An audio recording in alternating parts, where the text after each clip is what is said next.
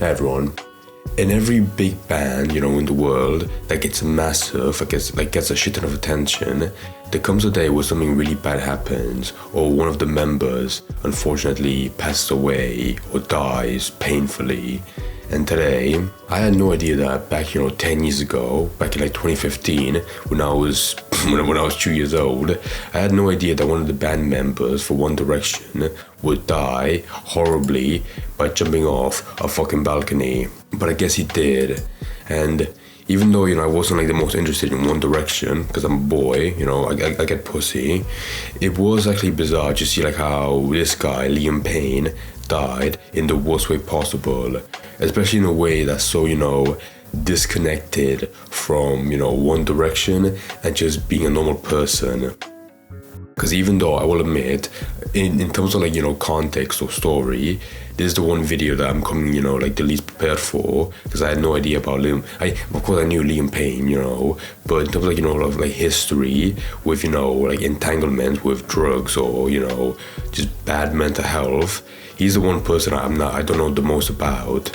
But the main reason I'm covering him, because it's a big fucking story with millions of white girls crying about him, that's well. But also because I saw pictures of how in the hotel room he was staying at, there was a pretty fucked picture of how he had drug stuff around the room, and he even had one TV smashed. So I'll cover that in a second. But first, I want to read up the quick story of what happened and where he was, because even though he was in a hotel.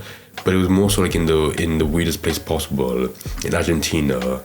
Because from what I saw, he went down the 30th of September with his girlfriend for a holiday, I guess. I guess Argentina's pretty nice. But then a few days later, his girlfriend left him and he was there by himself.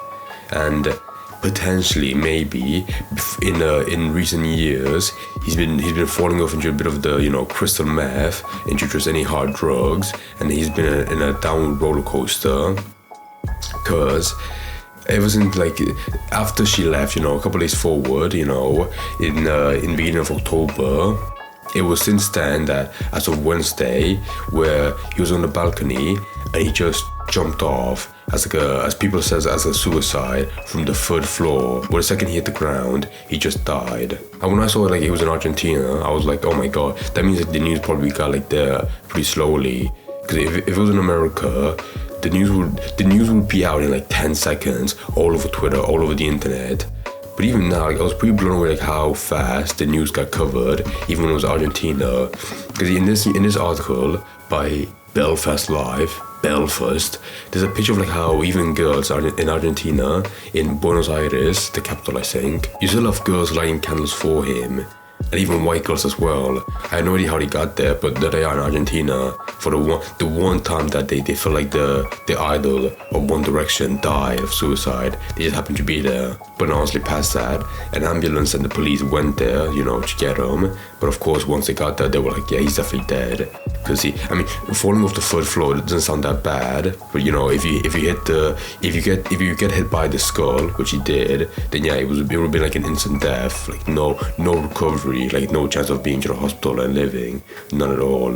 So that was a story. That was the basic story that I can cover. But the other part that I was so blown away by was the pictures of his hotel room where it looked like an actual disarray. For one, I'm gonna find the picture right now. It was the first in this article by page 6. It was the first picture that they show, and it was a pretty good sample test of how crazy he might have been in the night. Because they got a TV punched right dead center right here, and a bit of rubbish on the ground, not a big of a deal. But that's already the biggest sign that he probably wasn't in the right mental space to be by himself. That's probably made worse by having his girlfriend leave him and being isolated in a hotel in another country. I want to say that stuff about the drugs. This was the picture I was referring to, because the article described how there was alcohol and drug paraphernalia around the room. And I'm not really a meth head. I have no idea what this stuff is. But it doesn't take a psychiatrist to realize that some insane person made this mess. You've got aluminum foil wrapped all over the place, burn marks, candles right here, a small vial of something, an empty Dove packet of soap, and just smoke ash everywhere. Okay, I don't think the average person could make this this art piece. And then the third picture they showed, again, just aluminum foil and wax on the bathtub. Again, I don't want to make fun of this guy because he was probably miserably in the headspace, and he meant a lot to a lot of people. But like, I just want to make a point, like how this is the kind of scene you would find where if the person survived and you did like a drug test, you would find some stuff in the blood. Because like this stuff, you have to be, of course, he was probably mentally ill, but at the same time, drugs have to cause this, not just by yourself. But yeah, I feel like those 3 hotel pictures really showed the backstory of what led to this. Because when someone this big dies, or someone that was pretty popular with the girls, when someone like that dies, I feel like it's very easy to get the story swept away very quickly as a tragedy.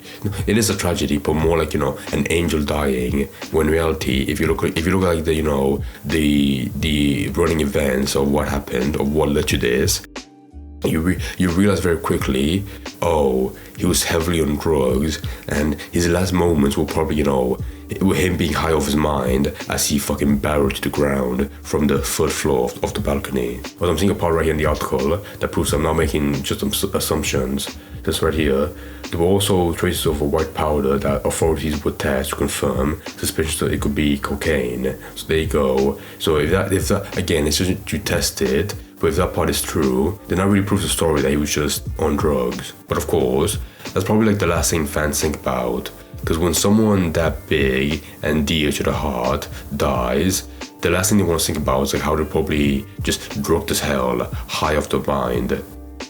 But again, for people like me that grew up around One Direction, but they weren't big fans of it, it's probably not that big of a news. But in terms of an emotional response from other people that don't really care about this guy, including myself, was the amount of shit that they were giving to TMZ. Because exactly when the story happened of Liam Payne falling out the balcony and ran to the floor, TMZ, of course, naturally, as a journalist, as a publication, they were there on the scene to take pictures, but they were going a bit far. By taking a picture of his arm, where they were like, oh, you can clearly tell it's Liam Payne because he has a tattoo of a scorpion, whatever they said. But even people were like, as I said, people that weren't fans of Liam Payne, they were like, that's so shit. Clearly we know it's him. There's no point ruining his privacy or, being disrespectful to him by taking a picture of his dead body. We know it. And I know it's TMZ, the one publication devoid of any respect. But I do agree, having a picture of his arm when he exactly died from the scene, still on the floor. I think that was a bit too much when it really felt unnecessary. And just, imagine if you were a fan and you saw that, it would actually fucking make you cry, if you were that emotional. But yeah, overall, I think the story is a good divide for fans and non-fans, where to people like me, it's a very generic story, of someone big that after the heydays of being, big, they've slowly been on a downward spiral, a very, gradual one potentially, and then they went out in a very depressing way where everyone could admit no one should go out that way. And for fans, it's incredibly emotional and heartbreaking seeing someone this big. Where even if you're a fan of One Direction, but Liam wasn't your favorite one, then yeah, even then you'd still be sad for that. And seeing all the band members, who I have no idea who they are, but seeing all the band members, give their own message on the Instagram story or wherever, also being sad for him. The one Venn diagram connection I could make between people like me and actual fans of One Direction is how people that grew up during the 2010s, they would know regardless of One Direction and just how fucking big they were. So that's probably the one connection I could make for people, from both parties that could, shake hands on that, of seeing a band so big and then dissolve over time slowly, and then seeing one person from there pass away, unfortunately and sadly. So overall, no matter what your background is, if you were an avid lover of them or not, if you were a kid in 2010s, we can at least, we can conjoin on that of this day being historical for One Direction and 2010 history for everyone to remember.